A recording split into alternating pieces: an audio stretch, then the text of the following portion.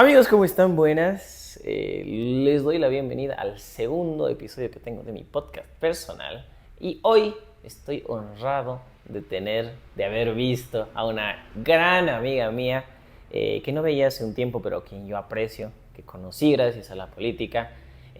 Una persona que me ha enseñado mucho y una persona que yo ayer, cuando estaba viendo en TikTok, que tiene su página en TikTok y la voy a poner en la pantalla para que la sigan, eh, me salió un video hablando sobre un tema del que muchos están hablando en este momento, que es la ley Brisa. Ella es abogada y conoce muy a detalle estos temas por toda su trayectoria profesional. Su nombre es la doctora Jenny Ceballos. ¿Cómo estás, mi querida Jennycita? ¿Qué Muy tal te bien, encuentras? muy bien, gracias por invitarme a tu programa, honrada de estar presente y de, bueno, ser parte del segundo capítulo, como mencionaste. Soy Jenny, abogada de profesión, con estudios en posgrado, maestría y pronto doctorado en Derecho Constitucional. Me enfoco más en la vía familiar, laboral y civil, constitucional Familiar, laboral y y constitucional. constitucional. Jenny, mira, yo ayer estaba viendo que en tu TikTok sacaste un video sobre esto, sobre la ley Brisa. Explicabas que había graves peligros que podría traer para las personas esta ley. Y para ir un poco de manera cronológica, quisiera que primero me expliques de dónde surge esta ley o por qué surge el debate y la necesidad en este momento de reformar de alguna manera las leyes contra los delitos sexuales en Bolivia. Bueno, haciendo una reseña sobre la procedencia de esta ley, se trata de un caso de violencia sexual sobre una muchacha llamada Brisa de Angulo, si no me equivoco bien, que ella menciona que en su etapa más joven sufrió una agresión por un pariente, que ella incluso lo denunció, pero que las autoridades no llevaron el caso de la manera en que debería de haber sido llevado y que ella fue revictimizada múltiples veces. Entonces, la impunidad llegó y, bueno, no se realizó lo que tal vez, o sea, muchas mujeres esperarían un castigo. No se tuvo eso, entonces ella, al terminar las gestiones en el país, lo que significa que cuando uno interpone una demanda en la esfera internacional, debe agotar todas las vías en el país. Entonces ella agotó, entonces puso una denuncia, una demanda ante la Corte Interamericana de Derechos Humanos, que es la instancia, en este sentido, la adecuada o la correcta, por así decirlo, para llevar ese tipo de casos. Y obviamente en la demanda es Brisa Lozada Angulo versus Bolivia. En el fallo del año 2022, si no me equivoco, sale la resolución y la Corte le da la razón a Brisa y menciona la resolución que Bolivia debe adecuar su normativa a esta resolución que estaba sacando. Que en este caso hay muchas, sí existe pros y contras, pero más contras creo yo en este sentido. Ya. Bien, algo que han mencionado mucho, Jenny, que yo he podido leer, que he visto también con otros creadores de contenido en redes sociales que han hablado, es que estaban relativamente de acuerdo con una buena parte de la ley, por ejemplo, la parte de hacer que las penas sean más duras, pero lo que yo he visto que donde se concentraban la mayor parte de las críticas era esta especie de cambio en el enfoque de probar la violencia o la agresión física o el uso de la fuerza al consentimiento. ¿Qué significa esto exactamente, Jenny? ¿Cómo es eso de que ahora se van a enfocar en el consentimiento? Bueno, primero hay que definir el consentimiento. ¿Qué es el consentimiento? El consentimiento es la voluntad de hacer algo, por ejemplo, o de tú permitir que se haga algo. Pero en este sentido, o sea, antes como mencionas, se tenía que probar la violencia. Generalmente si era física, se hacía un examen y demás, y bueno, ahí salían los resultados. Pero en este nuevo sistema que se intenta implementar, solo basta probar el consentimiento, dice. Pero ¿cómo pruebas algo que no se puede probar? ¿Cómo pruebas el consentimiento? Ese es el problema y ahí es donde radica el peligro, por así decirlo.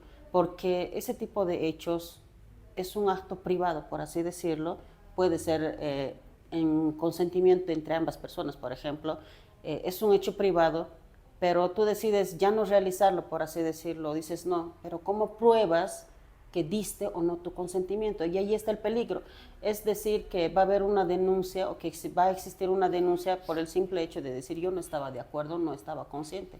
Y la víctima, o bueno, en este caso el denunciado, ¿cómo va a probar que no estaba de acuerdo o que sí estaba de acuerdo? En este caso ya se invierte la carga de la prueba al acusado, porque él tendría que probar que es inocente, y así no es como se supone que funciona el sistema penal. Claro. Mira, te pongo un ejemplo, Jennycita, ¿ok? Me voy a poner a mí mismo como ejemplo, ¿ok? Imaginemos, yo me gusta salir de fiesta, un día salgo a una discoteca, salgo, qué sé yo, a Blue Bar, a Valinor, a La Tóxica. Sí, estaba viendo esos videos. Voy, conozco una señorita, me gusta, le gusto, bailamos, nos ponemos medio cariñosos y en medio de la noche le digo, ¿cómo es? Vamos a mi cuarto a ver Netflix. Solo Netflix. Sí. Solo Netflix, ¿verdad? Y entonces, por supuesto, ella me dice, ya, está bien, vamos. Entonces vamos a mi cuarto, sucede lo que tiene que suceder, todo absolutamente consentido. No hay ningún testigo, no hay cámaras de seguridad por ningún lado. Y al siguiente día a la señorita, qué sé yo, estaba medio tomada, se da cuenta de que tenía marido y para salir del problema, ella dice, Yaret Amaré abusó sexualmente de mí. ¿Bajo esta ley tendría yo posibilidades de salvarme de eso? No, relativamente no. Justamente ese es el problema. ¿Cómo vas a probar si ella te dio su consentimiento o no? Porque este fue un hecho privado. Entonces no hay manera. Es cierto que debemos proteger a las víctimas, en eso estoy muy de acuerdo, pero no puedes, por proteger a una víctima, vulnerar los derechos de los otros. O sea, se supone que ambos, cuando entran a un proceso de tipo penal, civil, cualquiera, sin importar, ambos están en igualdad de condiciones. Entonces, el acusado tiene un principio fundamental en el derecho penal, que es la presunción de inocencia. Y esa presunción de inocencia es la que se pone en peligro, la que se pone en riesgo, con simplemente necesitar el consentimiento. Ya.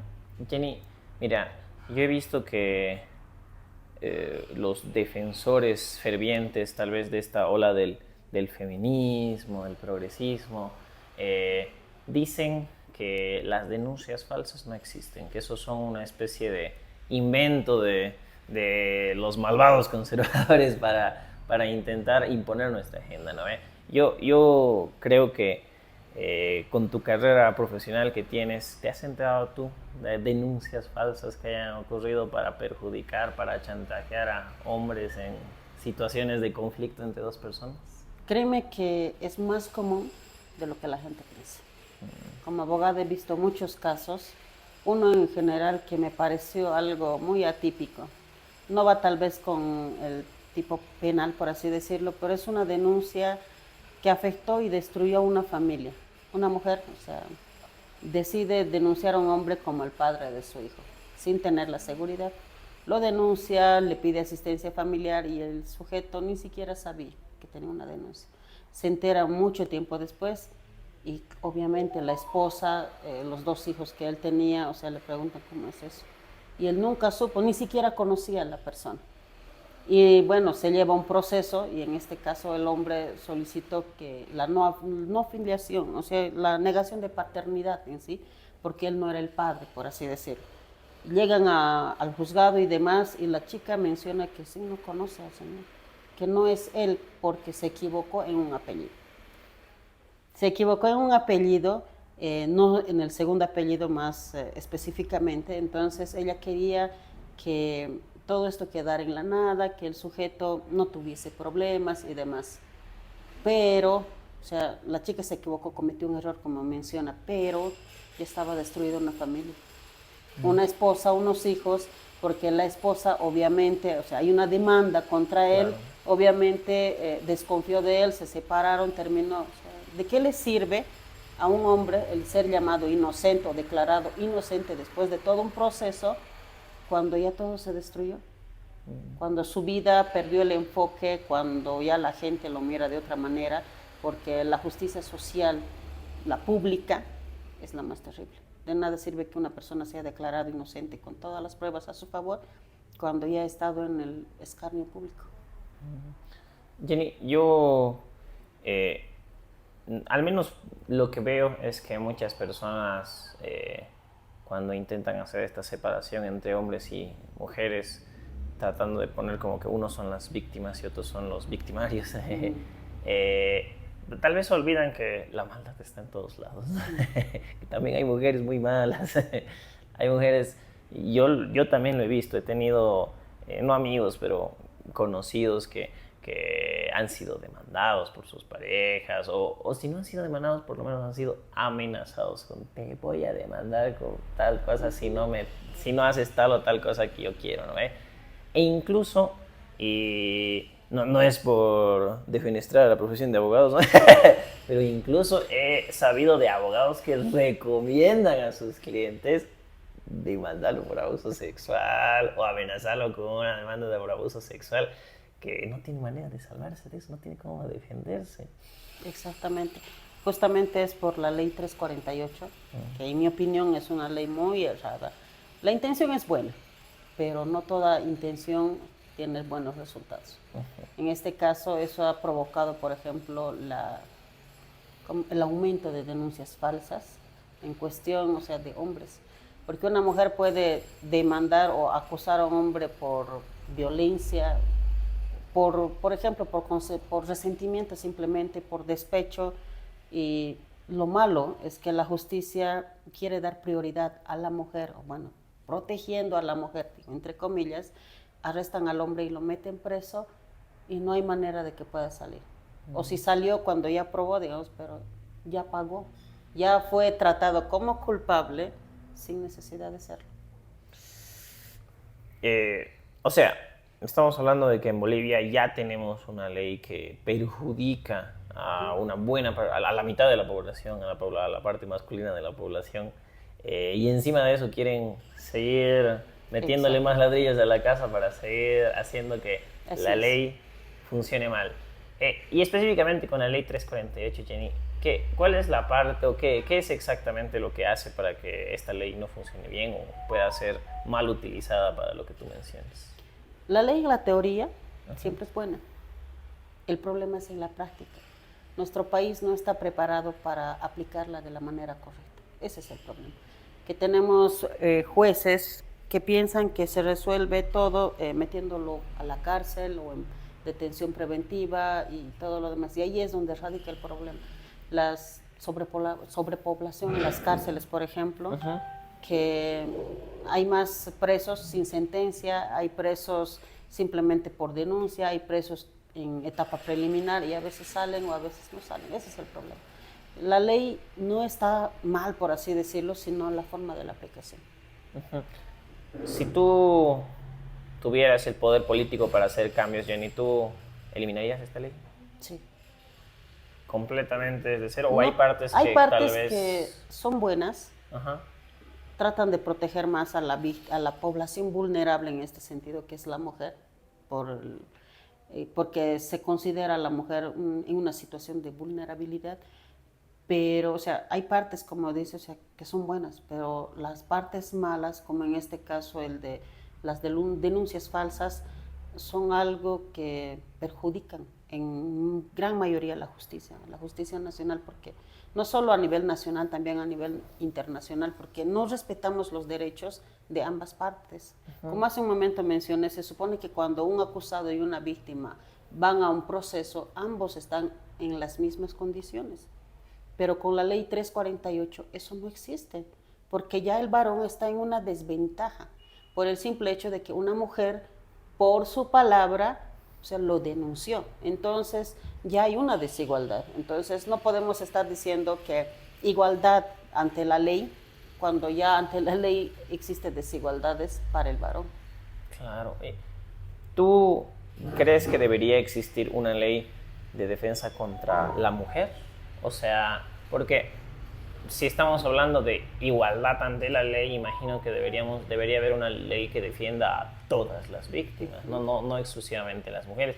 ¿Debería existir leyes específicamente para algún género o todo debería ser en global para las víctimas? ¿Qué piensas tú? Yo pienso que hay que desarrollar una ley que pueda defender a todos en general, porque al decir la ley para la mujer, ¿no crees que ya estamos haciendo un acto de discriminación hacia el varón? Sí, yo creo que sí, ¿no? ¿No lo has llegado a pensar, por así decirlo? Decir que vamos a defender a una población en específica con esta nueva ley o con esa ley ya es demeritar a la otra población. ¿Que acaso la otra población no merece también que se lo defienda, que se lo proteja? Porque los hombres también realizan un trabajo, cumplen una función en la sociedad, así como las mujeres. Entonces, ¿por qué darle simplemente una mayor apreciación a la mujer que al varón? A eso me voy a decir. Pedimos tanto igualdad ante la ley que nos damos cuenta que somos nosotras a veces las mismas mujeres quienes somos desiguales en realidad, o sea, quienes sin quererlo o de manera consciente o inconsciente hacemos esa desigualdad, nosotras mismas. Entonces, si vamos a pedir igualdad, entonces que sea igualdad, pero en todo sentido, no en lo que nos conviene y no en lo que no nos conviene. Jenny, mira, yo desde que te conocí, yo te he visto como una mujer fuerte, independiente, Gracias. económicamente, intelectualmente, pero siempre con ideas más tiradas hacia el conservadurismo, ¿no? Hacia más ideas conservadoras. Y muchas mujeres que son más afines a las ideas progresistas, tal vez a ti te digan que eres una alienada del patriarcado. ¿Tú qué piensas de eso, Jenny? Tú, al menos en mi mente, una profesional exitosa como tú debería ser un ícono del feminismo, pero no lo eres por las ideas políticas que tienes, digamos. ¿Qué piensas de estas personas que creen que, qué sé yo, que las mujeres que son ejemplos del feminismo para las demás mujeres solamente deberían ser estas que tienen ideas progresistas? ¿Qué es lo que tienes en mente tú cuando piensas en eso? A ver, en primer lugar yo soy feminista, me considero como tal, pero del feminismo inicial, donde cuando la mujer no tenía voz ni voto, o sea, hubieron mujeres que pelearon por tener ese espacio, para tener las ideas, por así decir. El feminismo, la primera ola en especial, encaminado, o sea, resultó bien, porque gracias a eso tenemos los derechos civiles de las mujeres, el derecho al voto, a trabajar, etcétera, muchas otras cosas.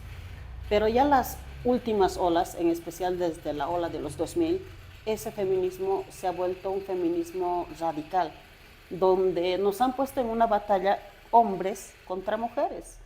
Y a mi parecer, una mujer que quiere ganar espacios de poder, ya sea en el trabajo, en la, no sé, en la cultura, en la política, en lo que quiera, puede lograrlo o debe lograrlo de acuerdo a su capacidad.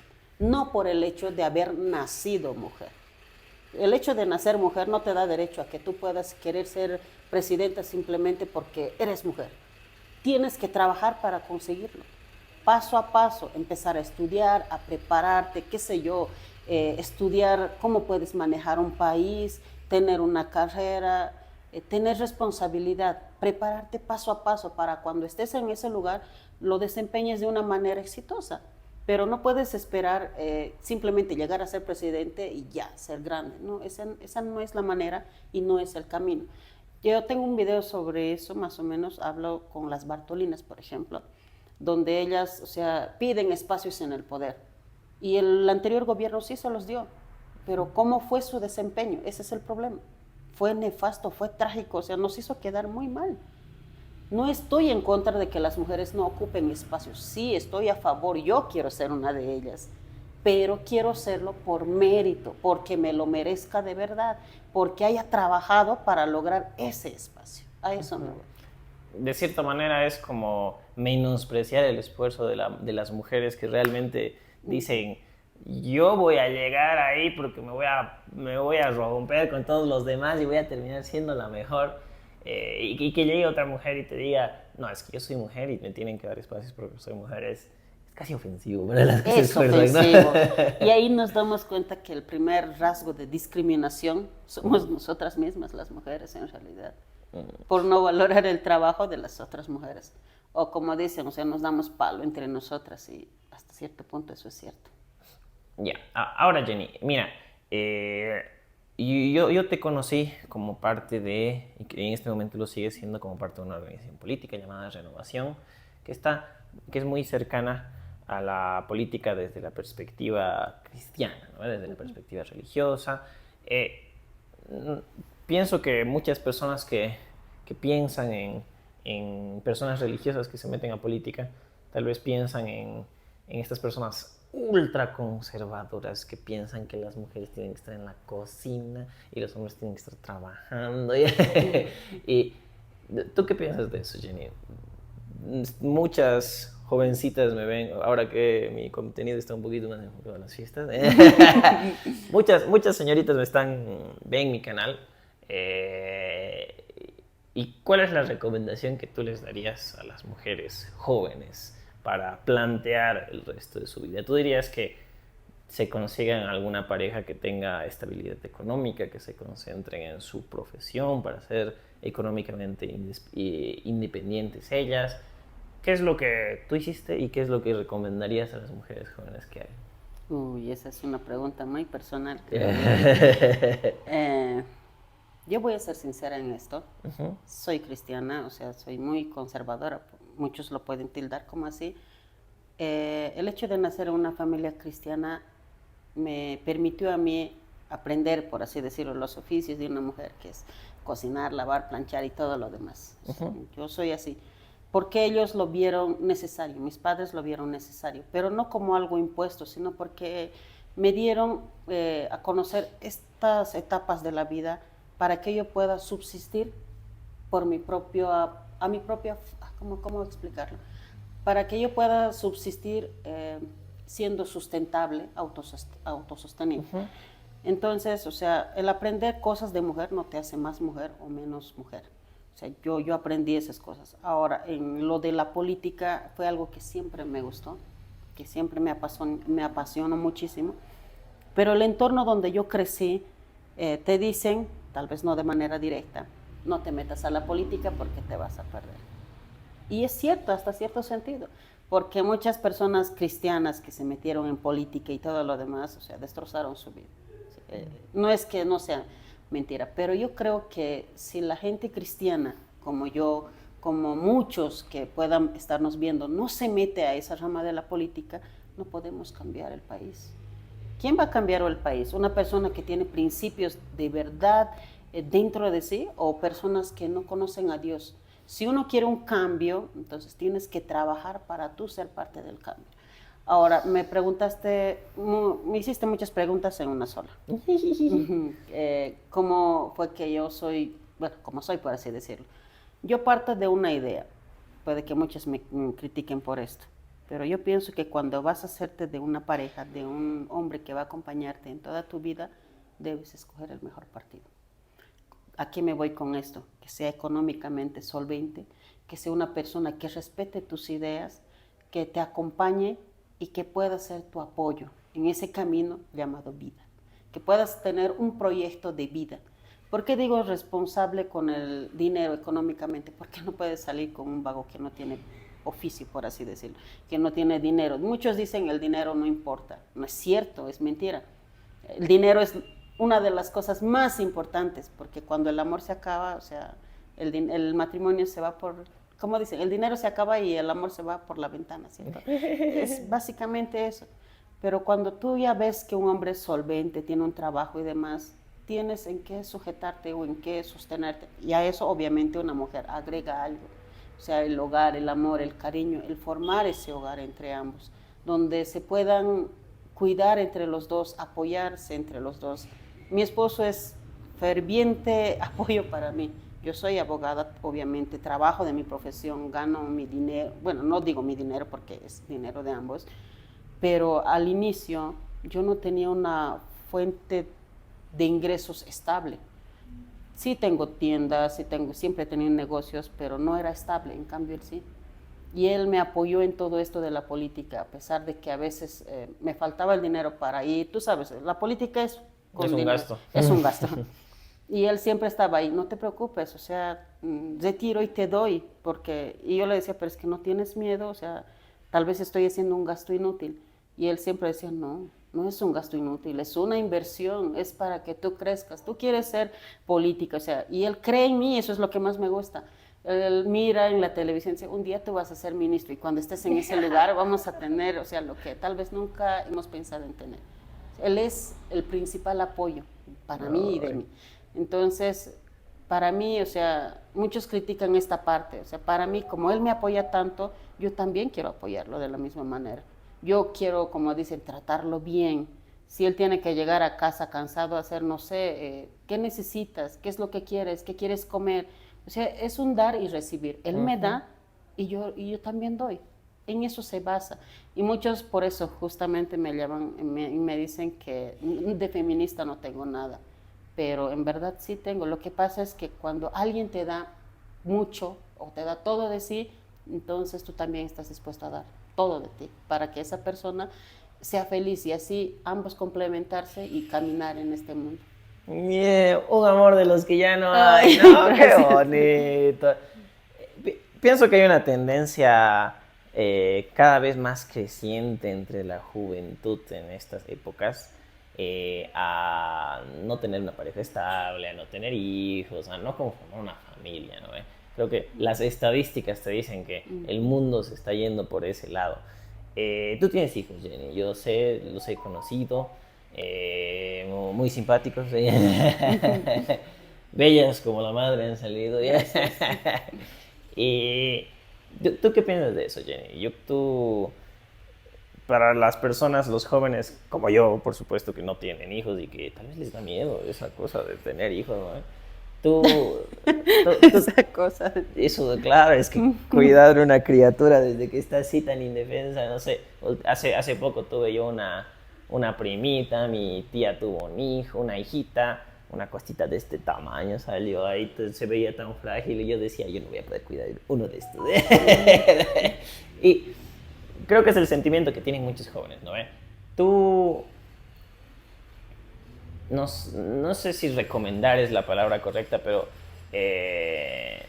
tú dirías que la felicidad real, la felicidad más grande que puede tener el ser humano es realmente tener hijos.